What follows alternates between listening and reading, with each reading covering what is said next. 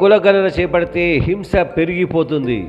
ప్రజల నడుమ వైషమ్యాలు పెరిగిపోతాయి, శత్రుత్వాలు పెరుగుతాయి, ఒకరినొకరు కొట్టుకునే పరిస్థితులు నెలకొంటాయి. చివరకు దేశ సమైక్యత దెబ్బతింటుంది, సమాజంలో అసమానతలు పెరిగిపోతాయి. ఈ మాటలన్నది ఎవరో తెలుసా? ఆర్ఎస్ఎస్. ఓ పక్క కుల గణన చేపట్టాలని దేశవ్యాప్తంగా బీసీ సంఘాలు, నాయకులు డిమాండ్ చేస్తూ వస్తున్నాయి. ముఖ్యంగా జనాభాకు అనుగుణంగా చట్ట సభలతో సహా అన్ని రంగాల్లో రిజర్వేషన్లను పెంచడానికి కుల గణన ఒక్కటే మార్గం. అయితే కుల గణన విషయాన్ని పట్టించుకోని మోడీ ప్రభుత్వం ఆర్ఎస్ఎస్ ద్వారా కుల గణన అవసరం లేదనే వాదనను తెరపైకి తెచ్చినట్లు ఆరోపణలు వస్తున్నాయి.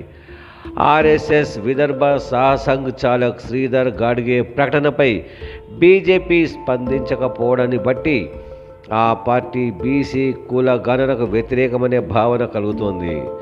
బీసీల వాటా చేర్చకపోవడంతో 3 దశాబ్దాలుగా మహిళా రిజర్వేషన్ను బీసీ రాజకీయ దురంధరులు లల్లూ ప్రసాద్ యాదవ్, ములాయం సింగ్ యాదవ్, శరద్ యాదవ్ లాంటి వాళ్ళందరూ వ్యతిరేకిస్తూ వచ్చారు.